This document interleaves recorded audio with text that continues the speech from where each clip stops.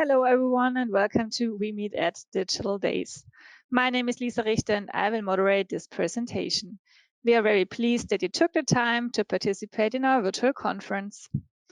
The topic of this presentation is wireless power transfer usable in robots. Our speaker is Jörg Hantschel. He will hold the presentation and will answer your questions. Before we start, I would like to point out one thing. You will be muted during the presentation. This means that you cannot ask questions via microphone during the presentation. Nevertheless, you have the opportunity to ask questions during the presentation at any time via the chat function. You will find the chat function in the control panel. This presentation will be about 30 minutes long and the chat questions will be answered in a Q&A session following the webinar. There are 5 to 10 minutes scheduled for this. If we are unable to answer all of your questions within this time, we will answer them via email afterwards. If you still have any other questions left, just email us at exhibition@we-online.com. We will try to answer all of your questions promptly. At the end of the presentation, you will be asked to participate in a feedback survey. We would be pleased if you take the time to fill out the survey and help us to improve our event. You will receive the link to the presentation in the next few days, and the recording will be available at our website shortly. So now I will hand over to our speaker, Jörg, and I wish you an exciting presentation. Hello, everybody. Also from my side, a warm welcome to you. It's a pleasure for me to give you some insights on the topic to my person. I worked nearly 40 years or more than 40 years in global companies like Siemens, Nokia, and the last 5 years before my retirement, I spent with Würth Elektronik as business development manager for wireless power coils. Now, since I'm retired since 3 years, I still work as an independent consultant to the topic wireless power. So let's get started. My first AMR or automated robot in the late 50s when I was 7 years old around looked like that. It moved forward. It was a wind-up robot, and since then my fascination for robots never left me. So I'm quite happy to talk about robots and that stuff now today to you. So what is on the agenda? Let's set the stage with the world of robots. Then the wireless power transfer technology usable for robots and how to implement the technology in AMRs and AGVs. And of course, what can Würth Elektronik offer to you for such a solution? I think robots or automated vehicles are becoming more and more a topic in a lot of markets and industries. So surely in trade and logistics, there are a lot of vehicles already in the market, in the overall industry, automotive, but also in medical and in agriculture. It starts to get more and more not popular at the moment, but the applications are growing where robots take over some tasks. What I would like to, let me say, focus today, because the world of robots is quite big, are autonomous mobile robots like AMRs or AGVs, automated guided vehicles, and I also spend a little bit on forklifts, which are used not only automatic, there are automatic versions as well, but also which are operated by a staff. And to give you an impression on the market of forklifts, this is from logistics management. the data for 2019, there are nearly 1.5 million new forklifts which go into the market. So this is a huge market, and it's a potential to get them automated, or a part of them automated. If we are talking about industrial robot shipments, for me it was not so easy to get some data what is already in the market or what will be in future in the market, but I found from Interact Analytics that there are around 400,000 units also predicted in the market every year, and also growing for the next years. And I found also some data for AGVs.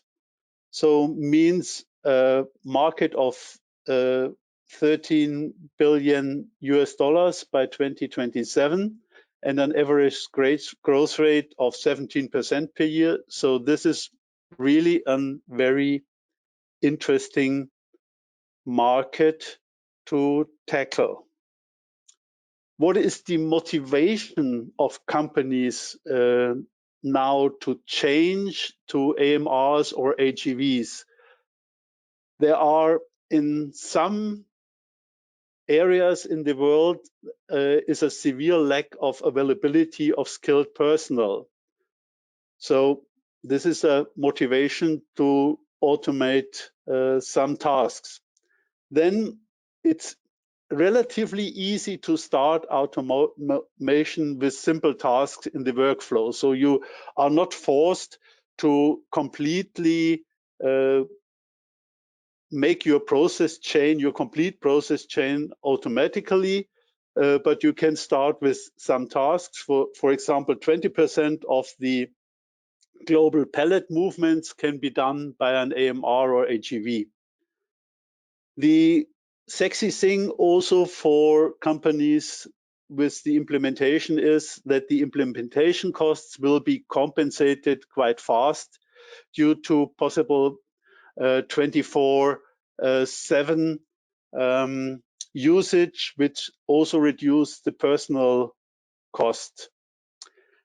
A point also which came up during the pandemic in the last 2 years, that you can, when you have an automated process, you can reduce the vulnerability of operations during a pandemic, because your staff is going sick or in quarantine. So if you have then an automated running warehouse, you are in a better position. And another sad thing, which also could motivate to change to automated systems, here are the forklift fatalities by type of accident. This is data from the US.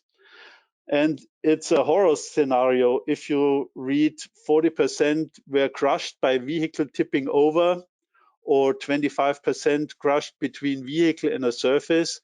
So I think if you as a company have a fatality with such an accident, you are also more motivated to do this task automatically. Okay, so now coming to the topic.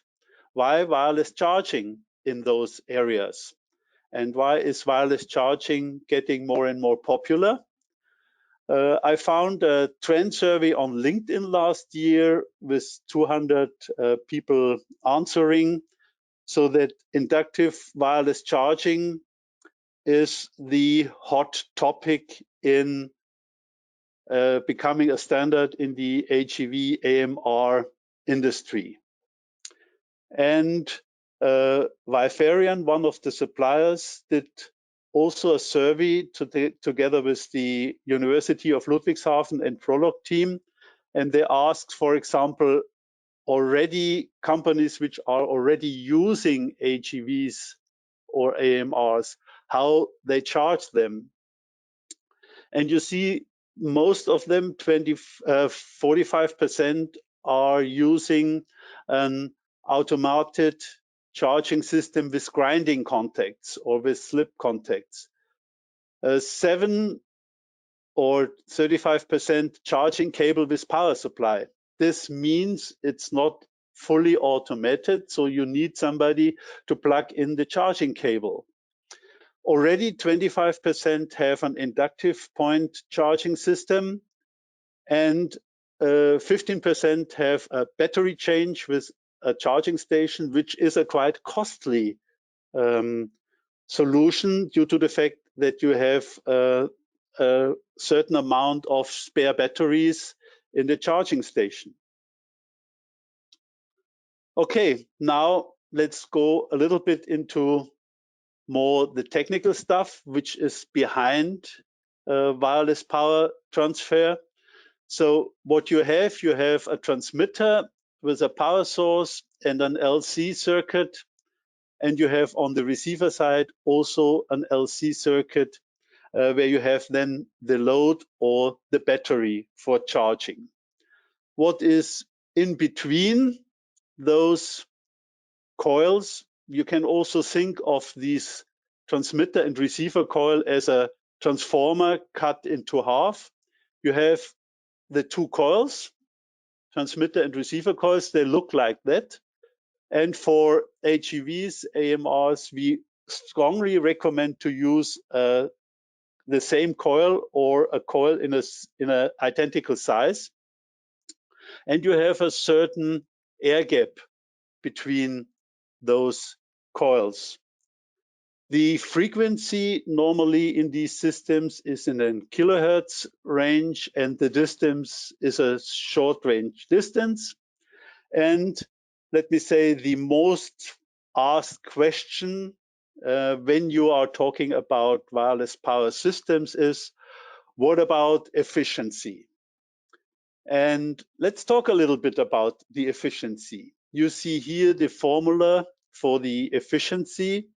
And in this formula, you find this product from coupling factor and quality factor, which is called figure of merit. And these two factors are, let me say, influencing mostly the efficiency of the overall system. To give you more details on that, here we have this figure of merit, means this coupling factor and the Q factor. Here on the axis, you have the efficiency, which goes up to 100%. And here you have the coupling factor. The coupling factor is defined by the distance between the coils, and the active coil area means the area of the transmitter and receiver coil which are close to each other. So, and the Q factor, the quality factor, is purely done by the construction, layout, and the material used in the coils. So, for example, if you reach in your system a coupling factor of 0.4 and you have a quality factor in your coil of 25, then you can reach in this simulation an efficiency of around 80%. But you cannot change the coupling factor in your environment. But you can use a high quality coil with a coupling factor of 1000. And if you take this, then the efficiency goes up to, let me say, 97%, or at least a huge number better than with the low quality coil. So this is the important message, is that with the coil, you can really influence the efficiency of the wireless power system. Another point to take into consideration is the shielding with ferrite material. Here you see a simulation of a coil with the coil, ferrite material, and the magnetic field. What you need for a good power transmission, you need the magnetic field in the direction of the other coil. So imagine here is the receiver coil, then you need here the magnetic field. You don't want to have the magnetic field on the other side due to the fact from safety for people or from influencing of electronics, which is behind the coil, or metal, which could be heat up, you name it. So normally you put behind the coil a ferrite shield, and if you use a complete ferrite shield in the area of the HEVs, AMRs, you have a lot of weight and a lot of cost. So one possibility to overcome this is using ferrite stripes instead of a complete ferrite shielding, which reduces, which is not the same as a complete ferrite shield, but can come into a similar solution. And you see that the shielding is good, but you reduce your cost and you reduce your weight of the coil.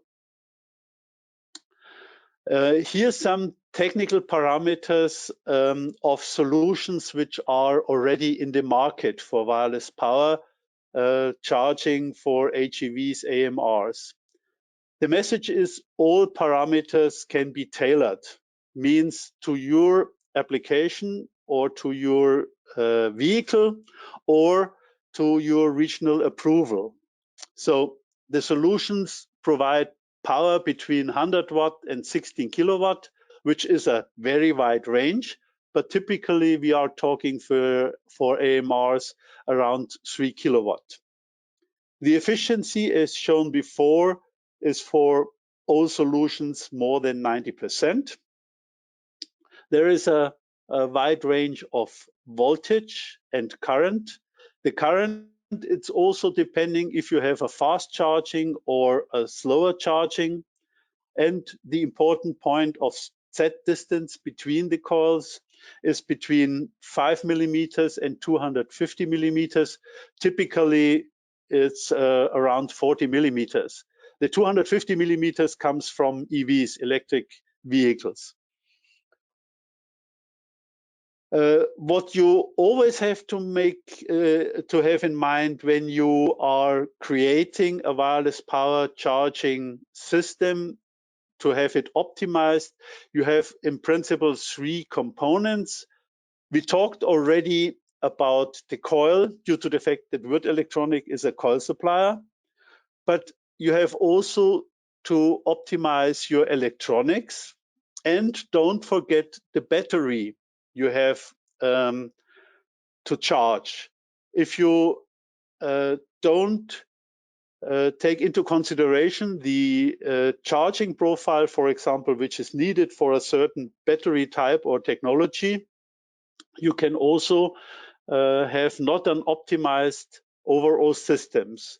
So the message is coils, electronics, battery have to match to reach the best things in the application. The advantages to go for wireless power. So coming back to the title of the presentation, I might replace the question mark by an exclamation mark. Surely there are a lot of advantages to go for a wireless power solution. You can completely seal the coil part or the part which is in a rough environment. You can also use it underwater. You have a precise positioning at the charging spot. This means automated solutions can really guide the vehicle precisely on the optimal spot. You have an omnidirectional positioning, means it doesn't matter from which side your vehicle comes on the charging spot, it will always charge. if you have grinding contacts, you have only one direction where the vehicle has to go on the charging spot. Then it's applicable, wireless power transfer is applicable to all vehicles used in the process. So if you have several vehicles also from several suppliers, you can install the charging technology. You have no grinding contacts. This is also an important point, because then you avoid, for example, that sparks can happen when you are charging, or when you are removing the vehicle from the charging spot. The system is totally maintenance free. There is no cleaning or contact replacement. The only thing you should take care of is that no metal is on the charging spot or comes on the charging spot. So all these advantages are valid for AMRs, AGVs, but as well as for manually operated solutions. How does such a system look like? Thanks to Viperion, this is the principle what they have. You start with a wall box. This is the where the transmitter is in.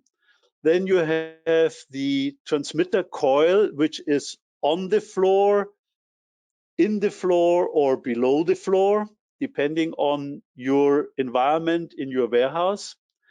You have on the receiver side, or in the vehicle, you have the receiver coil, the electronics, and the battery. So it's not rocket science, but it's an optimized system. And what you'd also have to think about when you are installing a wireless charging system in your warehouse, how your charging concept is. So for example, you can have a charging area where the vehicles go there by themselves and are recharged. So you have the advantage, you can use lower currents during charging, so slower charging. But you have the disadvantage that during the charging process, the vehicles are not available for the production process. This you can avoid, for example, if you do in certain areas of your warehouse, you bring in a charging area. So every time this forklift drives over down this road or down this alley, it will be charged.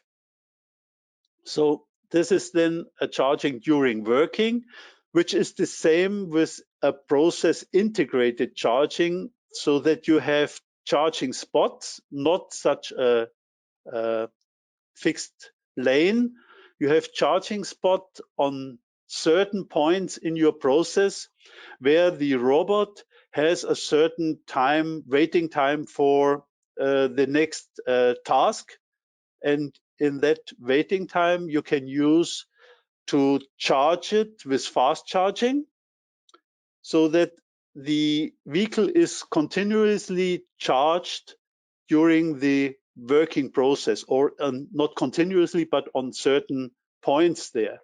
The advantage of this is that you can reduce the size of your battery due to the fact that it's always recharged, and reducing the size of the battery is also reducing the weight of the robot, which is also important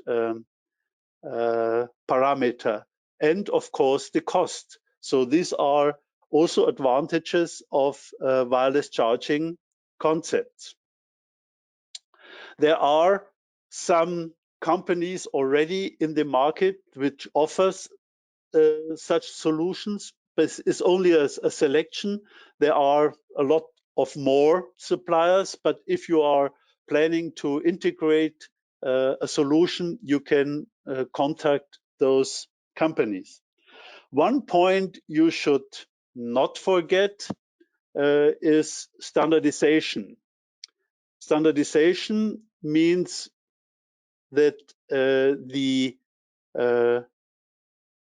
solution follows certain criteria. Currently, we have for wireless charging systems for robots no standard. There are activities ongoing or starting in the Wireless Power Consortium, which is responsible for the G standard, where you charge your smartphone with. The areas, what I could see, the areas where robots are used are currently mostly closed optimized systems. So therefore, the need for a standard interoperability is maybe not the top priority. But what I heard, the companies are thinking about a standard. Because if you are using, let me say, robots from different suppliers, you should have you should avoid to install two different charging infrastructures in your warehouse. So to use only one installed charging environment. The EVs, the electric vehicles, have a standard because their interoperability is a topic, like with the mobile phones. Imagine you are driving with your electric BMW and run out of battery, and the next charging station is a Tesla charging station, and you are not able to charge there. This is not acceptable for the customers. So the EVs agreed on a plug currently, but they have also already a standard for wireless charging of EVs. And the message, nevertheless, is all solutions have to fulfill regulatory requirements. So this is for sure, all the companies I mentioned in the slide before are aware of that and offering their solutions with all the necessary regulatory requirements. Now, what can Würth Elektronik offer you? We can offer you customer-specific transmitter and receiver coils optimized for your application.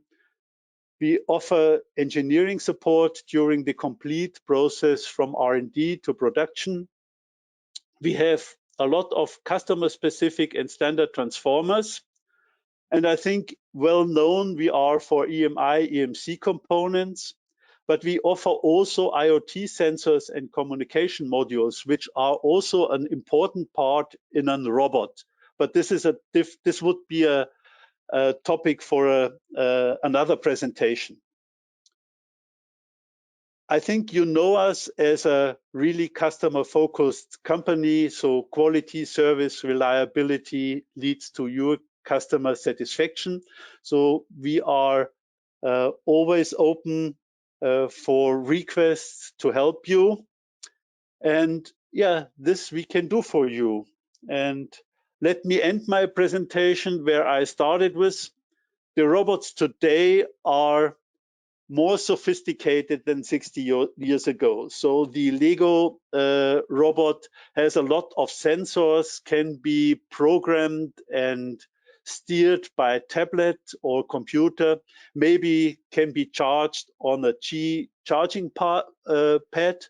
But what I found, the funny thing is that he looks quite similar to the old guy I met 60 years ago. With that, I would like to end my presentation and the floor is open for questions. Thank you very much for your interest. Thank you very much, Jörg. I think it was really interesting. And now, like you already mentioned, we will take our attention to your question. You've got the opportunity to ask the questions via the chat function. So just write us a question. So let's have a look. There are some questions. Let's start with the first one. Is it possible to use such a system for continuous power transfer instead of charging a battery? A system like that, not, but there are systems in the market where you have, for example, a cable in the floor of your warehouse or plant, and the vehicle always has to follow this cable and will be then powered, though you don't need a battery. But the efficiency of this solution is not that good, and you are not flexible because you cannot, let me say, change the path of your robot due to the fact when you don't have a cable, it will not work. So there are solutions in the market, but not the solutions I was talking about. Okay. There's another question. Are there any EMF regulations, like magnetic influence to human exposure, distances, durations, safety? Yeah, this is what I mentioned here in the standardization here. So all these requirements, also these safety requirements, is not a complete set. There are others, but there are requirements, also SIR requirements for sure. And if you are doing such a solution or offering such a solution, you have to take care to fulfill those requirements. Yes. Okay. There's also an interesting question, how to select a wireless coil. What are the key attributes? Yeah, this is our expertise. Normally, the key parameter is available space. It's what power is needed to transfer, what is maximum current, for example. There are certain parameters. Don't forget what is the battery you would like to charge with, but this is then handled with the electronics. What is the environment? Is metal in nearby, so special shielding needed. So there are a lot of parameters, and coming back to the efficiency, what is the requested quality factor to have a high efficiency? So I think Würth Elektronik can answer all these questions in detail, what makes an optimal coil. Okay. Really good. So another question. How the primary coil look like in case the robot need to be charged during work? One big single coil or a coil array with separate inverter stages? Yeah, there are normally this is then a lot of coils put close to each other, so more a coil array. Yeah. Mm-hmm. Okay. And another question, is it possible to grow the transmitting coil to a length of about 600 millimeter for a linear power transmitting? I have currently no picture in my mind how this looks like, so it would be better to get more details via email to answer this question correctly. Okay, so best will be just write us a mail to exhibition@we-online.com so we can send it to Jörg and he will answer it in detail. Thank you, Jörg. Next one, how important it is to choose the same area ratio between transmitter and receiver coil. How much does a 3:1 area ratio affect the efficiency of the system?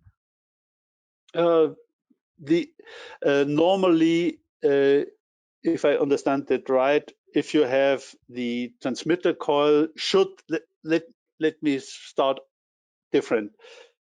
If you are transmitting 3 kilowatt, for example, then we strongly recommend that the transmitter coil and the receiver coil is the same coil, so that the the active area of the magnetic field is matched to 100%. because every lateral or angular misalignment reduces the efficiency. So if you have a certain ratio, like you mentioned, if I understood it right, that the receiver coil is smaller than the transmitter coil, then you have losses in the process, energy losses. I hope this answers the question. Okay, I think otherwise there's always the option just to ask again via email. Okay, there are new questions. Do you know the system? No, 1 second. Do some solutions use actuators to move the coils closer together or better align them?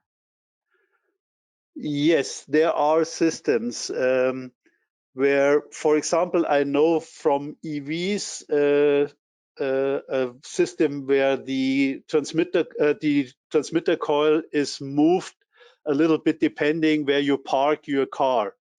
So there are systems available which move one of the coils. Normally, if you have an HEV or an AMR, you can